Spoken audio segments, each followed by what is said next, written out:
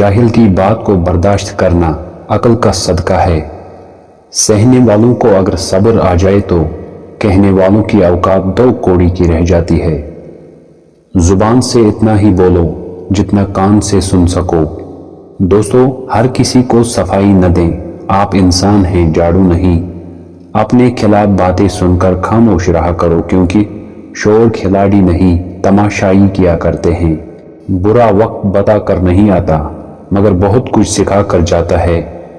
اگر کھانا ہضم نہ ہو تو بیماری شروع، دولت ہضم نہ ہو تو فیشن شروع، بات ہضم نہ ہو تو چگلی شروع، تعریف ہضم نہ ہو تو تکبر شروع، دکھ ہضم نہ ہو تو نا امیدی شروع، سکھ ہضم نہ ہو تو عیاشی شروع۔